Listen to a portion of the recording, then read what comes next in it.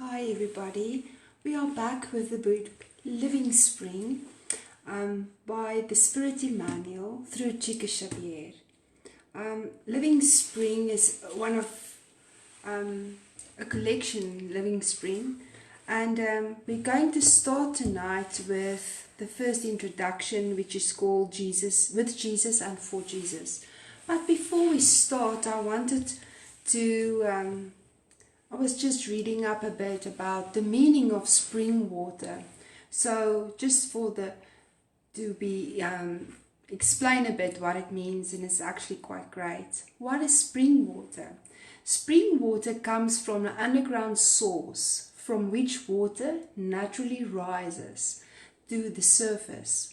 Although the water must rise to the surface on its own in order to be classified as natural spring water, we collect spring water at the source. And then the next question that I want to read is, why is it called spring water? A spring is the result of an aquifer being filled to the point that the water overflows onto the land surface. They range in size from intermittent seeps, which flow only after much rain, to huge pools flowing hundreds of millions of gallons daily. Springs are not limited to the earth's surface, and it says it comes from the source. This is quite a beautiful explanation on the word spring water, and thereby the book Living Spring, which brings us to our source, which is God, and this living spring that I think all of us should have in us, and it should be overflow. How they explain this is to be constantly in the water, in this, to be busy, to learn, to educate ourselves, to be busy with things that are good and that are good for our souls. So we should be like this wonderful spring water that we're going to read about. And the introduction is quite amazing. We're going to start with it because it is so beautifully written by Emmanuel, of course, with Jesus and for Jesus. In the introduction of the Spirit's book, Allan Kardec makes the meaningful statement: communication between the spirit world and the corporal world belongs to nature itself, and there is nothing supernatural about them. That is why we have found traces of such communications among all cultures and throughout history. Nowadays, they are commonplace and obvious to the whole world. In section 8 of the conclusion of the same book, the codifier confidently states, Jesus came to show humankind the road of true goodness. Since God sent him to remind humans of God's forgotten law, why would God not send the Spirit to remind them more precisely, now that they have forgotten it for the sake of pride and cupidity? We know that, among other important issues, that great book contains the fundamentals of Spiritism, deals with the law of worship, labor, society, progress, equality, liberty, justice, love, charity, and moral perfection, as well as hope and consolation. And this is in the third part of the Spirit's book, which you can go and read up about all the laws. We make this reference to remind our readers that spirit phenomena have always been present in the world and in every evolutionary moment of humankind, and that from beginning of the ministry to which he devoted himself, Allan Kardec stamped his work with a religious visage from which it could not absent itself, And he also emphasized the fact that Spiritism is strong because it is based on the same principles as religion: God, the soul, and future rewards and punishments. We fully accept the scientific and philosophical basis upon which the Spiritist doctrine rests, bases that encourage us to acquire a rational faith, capable of looking reason straight in the face. Isn't this beautiful? I love to read this in the Spirit's book as well.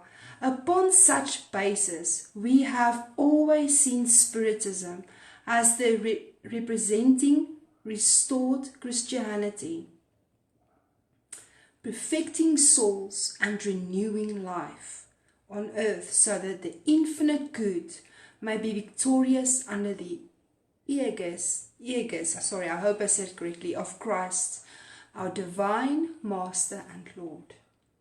The Apostle of the Spirit discodification was fully aware of the lofty mandate regarding the principles he was compiling, and that is why that from the very start he concerned himself with the moral aspect in which the new revelation was clothed, having stressed that Spiritism aims at making people better human beings and has a consequence making them happier by inspiring them to practice the pursuit evangelical morals. We know that the crucible does not refine one's character, and that philosophical arguments has not to do with charity and justice.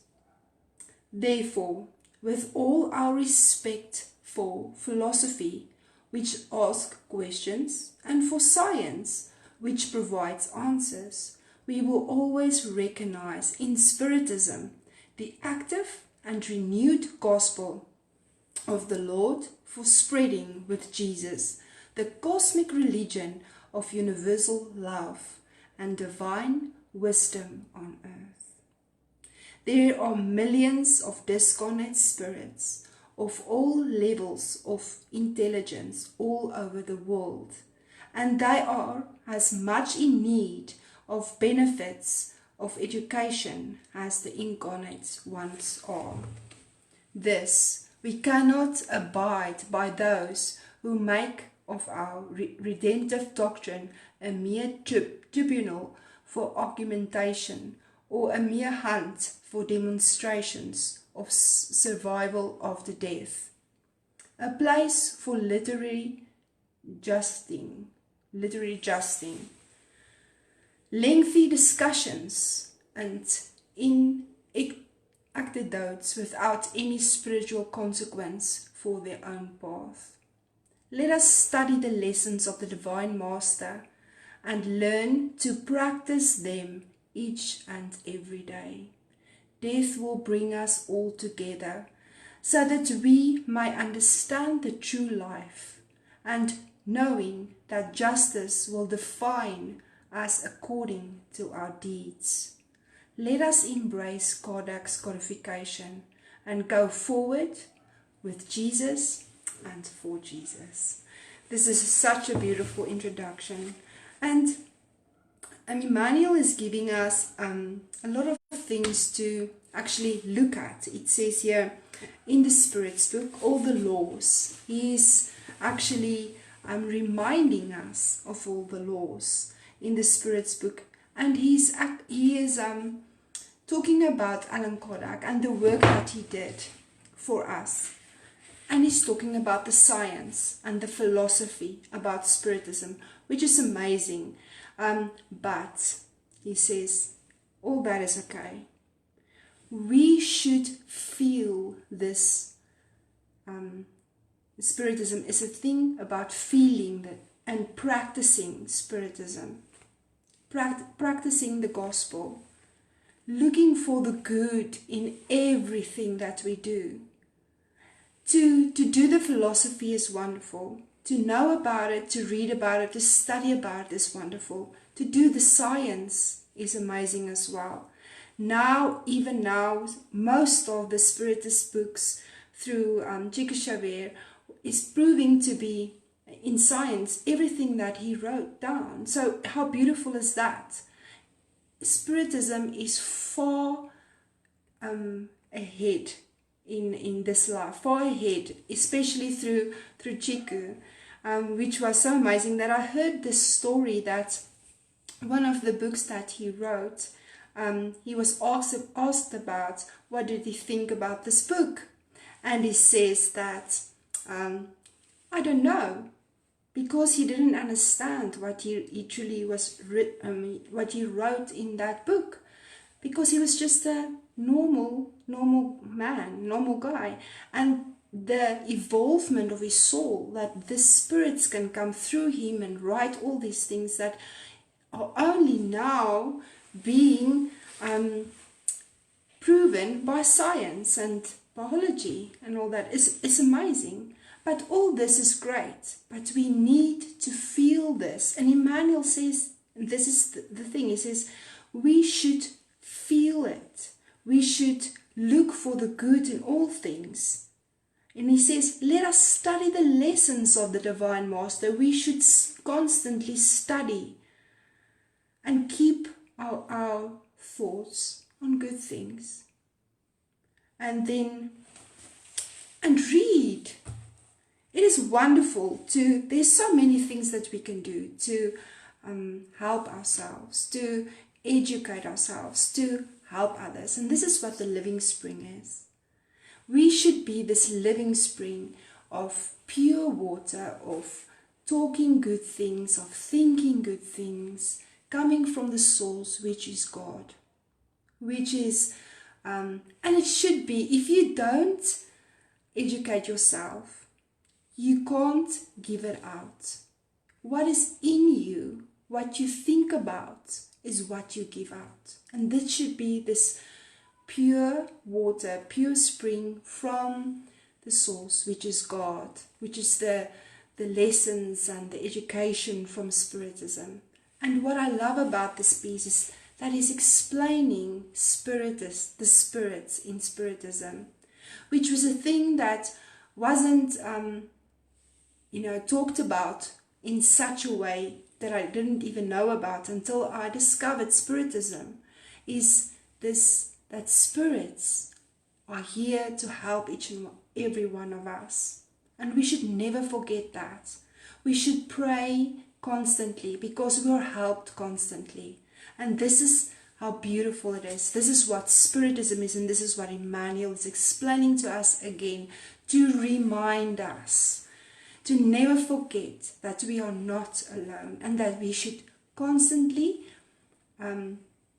study, and that we should constantly focus on all that is good in our lives, and to see the good. And I mean, in Thought and Life, Emmanuel, and in that chapter 10, he reminds us to do everything for the good.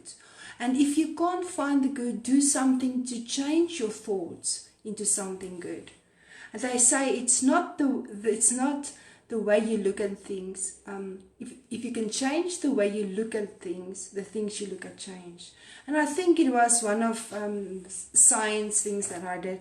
They say that every outcome was according to a belief. So you see things according to a belief that you have.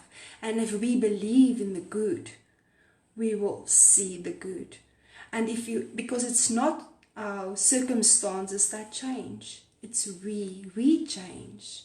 Our way of thinking change, our way of feeling change.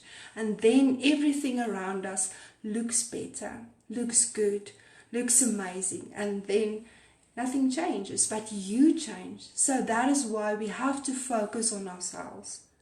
And it is in the Spirit's book in question 919 where they say we should know ourselves. Get to know yourself. Who are you? So that we can also be the spring water, this fresh water that can help the people around us through prayer, through encouragement, which is so amazing. And I have to tell you this, I was making masks today and the machine is not working correctly, and I was not frustrated, but I said, oh, this machine needs someone to come and look at it.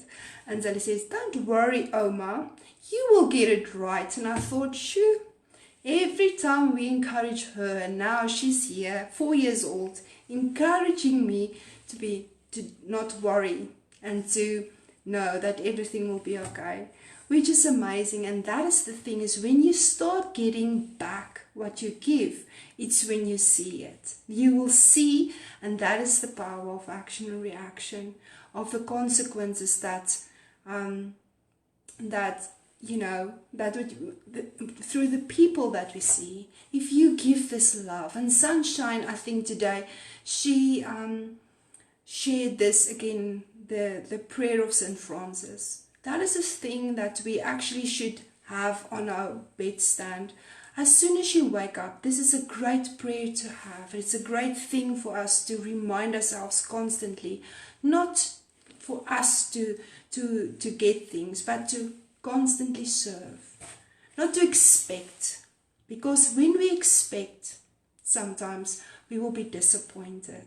So this was a beautiful introduction. I'm so happy for the opportunity through Kodak Radio to do this wonderful book from Emmanuel. Of course, we all love Emmanuel and Chico. So, thank you so much. Thank you, Saul, for your wonderful. Thank you, Vanessa, for everything. We are so thankful. And we see each other next week, and then we can start with the first chapter. Thank you so much, all. Have a wonderful day. Bye-bye.